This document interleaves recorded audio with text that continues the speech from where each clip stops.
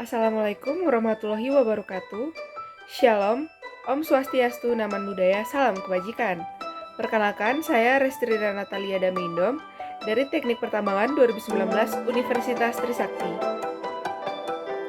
Batu bara merupakan salah satu bahan bakar fosil atau batuan sedimen yang dapat terbakar, yang terbentuk dari sisa-sisa tumbuhan dan melalui proses pembatubaraan. Unsur utama dari batu bara adalah nitrogen, hidrogen, karbon, dan oksigen. Tahap pembentukan batu bara. Pertama adalah peatification, yaitu tahap pembentukan gambut atau pit dari tumbuhan. Yang kedua adalah qualification, yaitu tahap pembentukan batu bara dari gambut.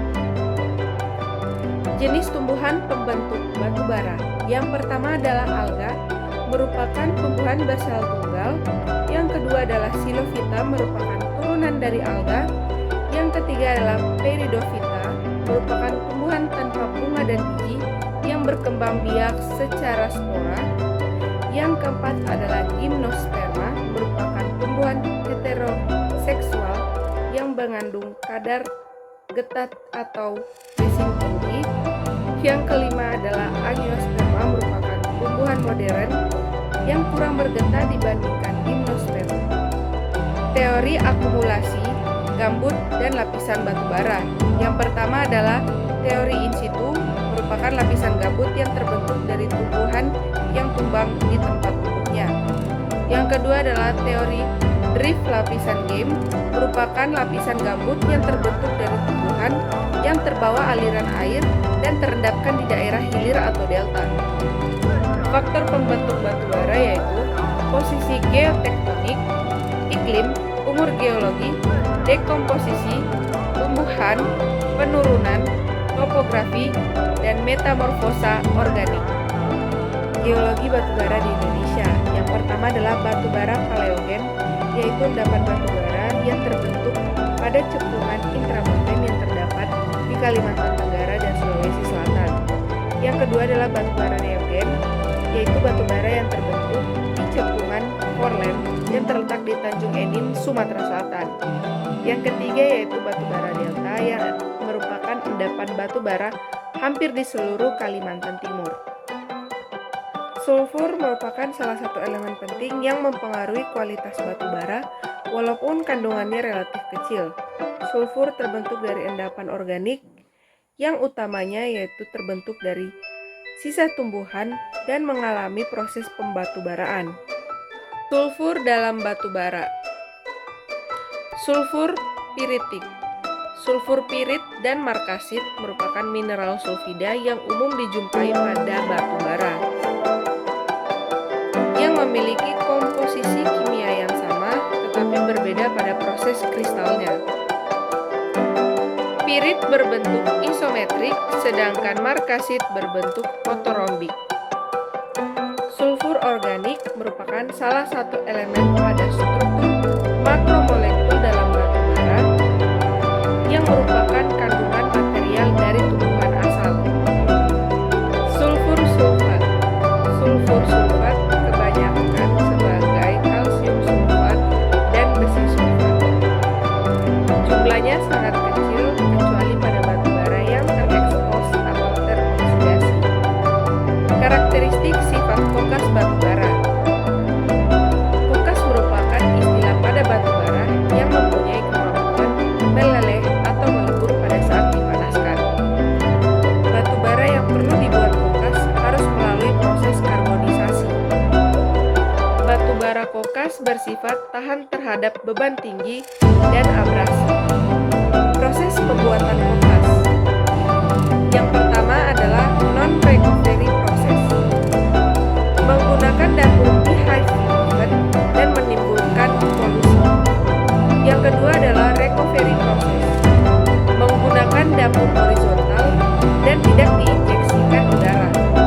Free swelling index atau FSI merupakan parameter seberapa jauh batu bara akan menuai jika dipanaskan. Ditentukan dengan memanaskan batu bara yang telah digerus, yang dicetak berbentuk kanji kemeja sampai 800 derajat Celcius di dalam cawan selama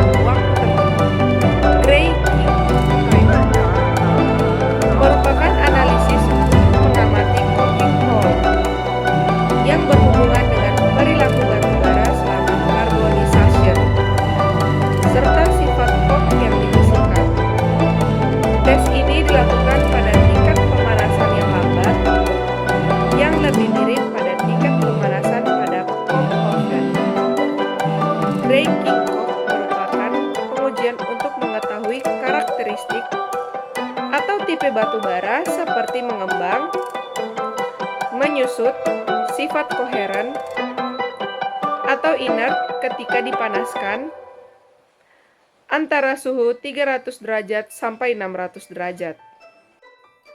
Tambang dalam atau tambang bawah tanah merupakan metode penambangan yang dilakukan di bawah permukaan bumi dan tempat kerjanya tidak langsung berhubungan dengan udara. Room and pillar merupakan sistem penambangan bawah tanah untuk endapan batu bara dengan blok-blok persegi. Seluruh blok batu bara dibuat jalan, dan pilar menggunakan kombinasi Continuous Miner atau CM. Kelebihan metode Room and Pillar. Metode ini bisa digunakan hingga kemiringan tertentu, ketebalan lapisan, keberadaan patahan, ataupun sifat atap dan lantai tertentu. Bisa diterapkan di panel long wall yang tersisa karena adanya patahan dan sebagainya. Kekurangan metode Room and Pillar. Rasio pengambilannya kurang bagus, sekitar 60-70%. Apabila dibandingkan dengan long wall, metode ini lebih banyak terjadi runtuhan atap. Karakteristik metode long wall. Bisa mengkonsentrasikan panel terhadap jumlah produksi batu baranya panjang, sedangkan perawatan terowongannya pendek.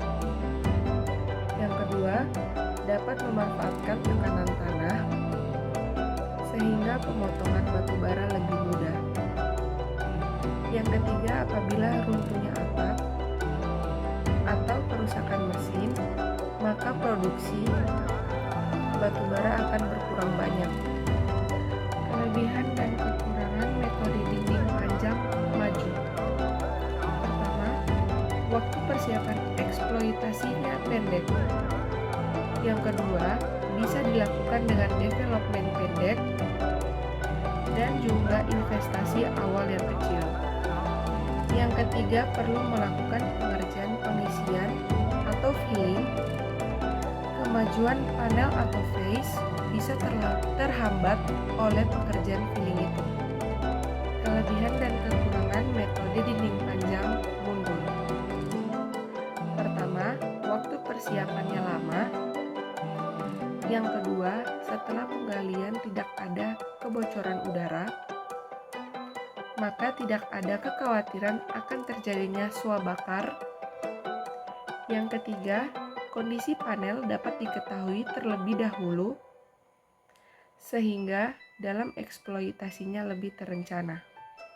Hal yang harus dipikirkan dalam penggunaan pick. Pertama, sebisa mungkin menggunakan pick menghadap ke bawah. Kedua, pada face dibuat retakan. Ketiga, urutannya dimulai dari atas nomor 1. Keempat, sebisa mungkin menjatuhkan dalam ukuran yang besar. Hal yang perlu diperhatikan pada pemilihan peralatan.